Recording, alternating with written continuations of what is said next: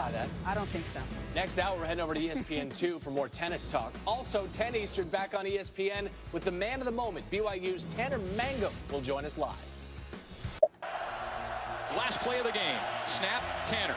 Back pedal. Sprint out to the right. Mangum, all kinds of time. Loads up, launches it. Steps into the throw, in the wind. Ball's in the air, it drops. Down to the goal line, and caught! I think he caught it for a touchdown. He got it! He got it! He got it! Touchdown, BYU! Touchdown, Nick Matthews! The Cougars win it! The Cougars win it! That was the celebration. That was why they were celebrating. It was Tanner Mangum throwing the Hail Mary pass to beat Nebraska in Nebraska.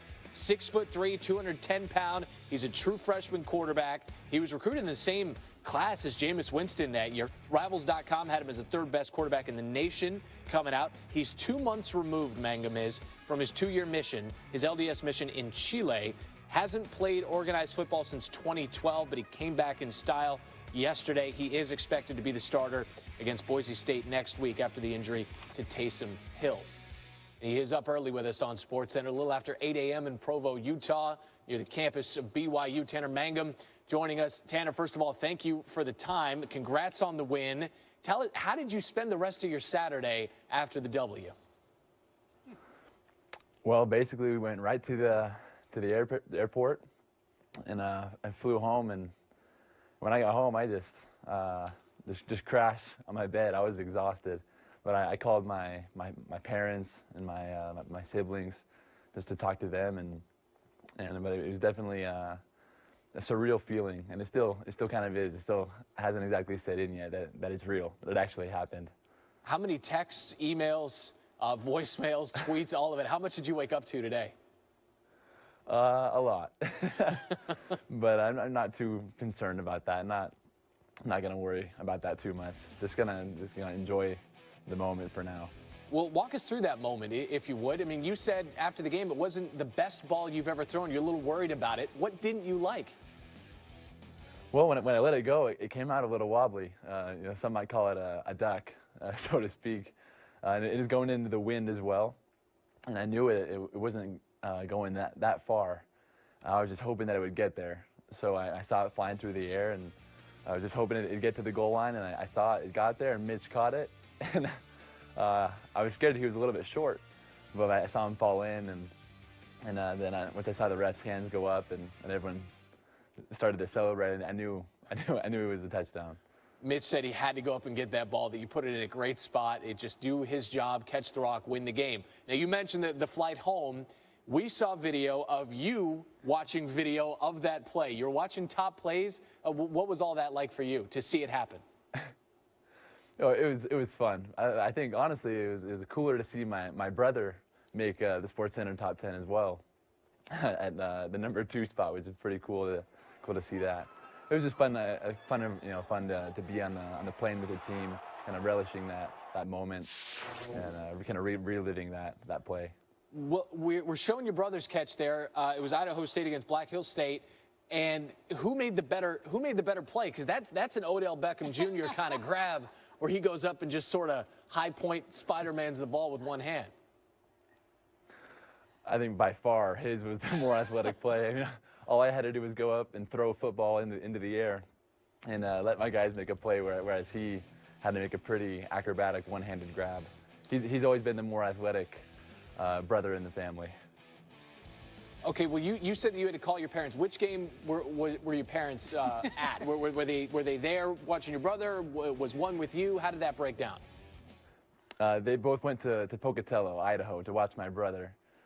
He's a senior receiver there at Idaho State, and I would have done the exact same thing if I were them. You know, they wouldn't have known that I was going to get in the game, and they were going to support my brother. So they were there. But they were watching on their phones.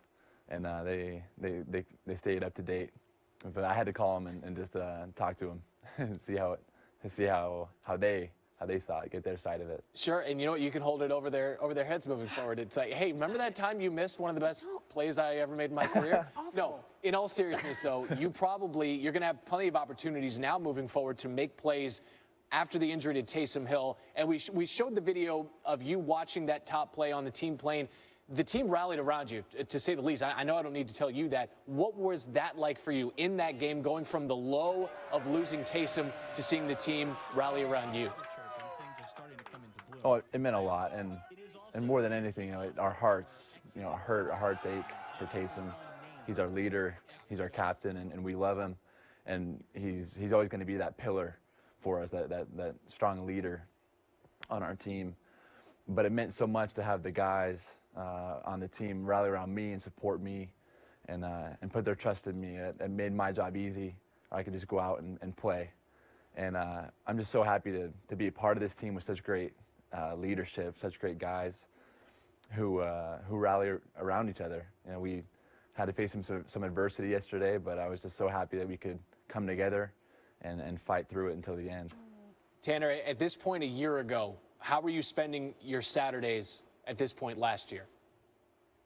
At this point last year, I was serving as a missionary down in Chile for the Church of Jesus Christ of Latter-day Saints. Definitely wasn't throwing a football around or playing any football games. Just out serving people and helping them come to know more about the gospel of Jesus Christ. And it was a blast. I had so much fun. It's just a little bit different environment, but just as fun. Well, you got back from this 2-year mission in June. What have the last whirlwind 3 months been like for you? It's been just a lot of preparation, a lot of hard work. I knew I wouldn't have a lot of time to get ready for the season, so I've just been working as hard as I could to get back up to speed. And the strength and conditioning staff and the coaches have done such an amazing job of helping me get back into it, get back into the swing of things, and just been preparing myself. As a backup, you have to be ready to go at all times. So I wanted to be prepared, and so for when that moment came, if I was needed, I could step in and do my job. And just glad that the hard work and preparation could help us come out with a victory on Saturday. Well, you did your job yesterday, and those who follow recruiting certainly know your name. They remember your name, and they know what you brought to your college-level performance. You were co-MVP at the Elite 11 camp with a guy named Jameis Winston, who's now in the NFL. So for football fans, though, who were just introduced to you last night, what do they need to know about Tanner Mangum? Well, people do sometimes they forget, because it's been so long since I played a game. But I think honestly, it's worked out perfectly.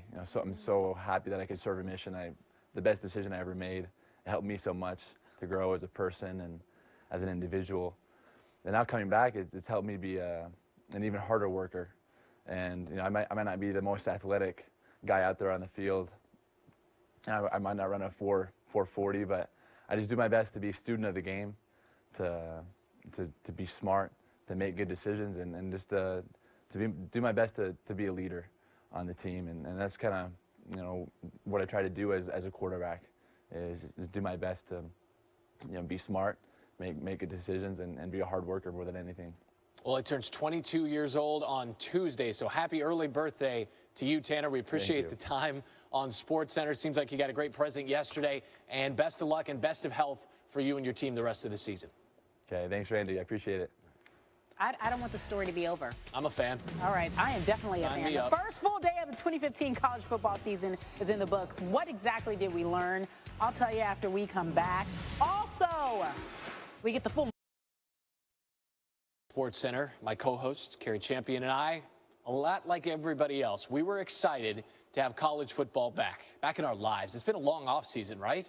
But the drums are back, the chants are back, the crowds were back. First Saturday of the season has come and gone. It's in the books, a treat for the eyes and for the ears. Here now are the college football sounds of the game for Week 1. Come on, let's go!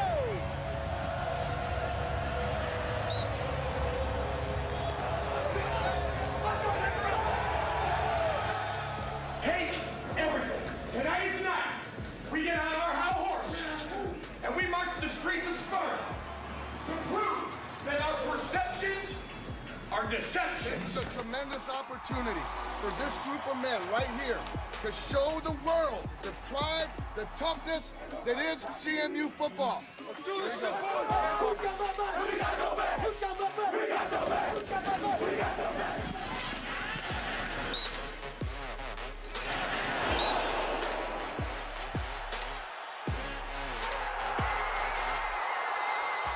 Holding. Oh. Sorry. Ouch. One player that had a super night is our walk-on punt.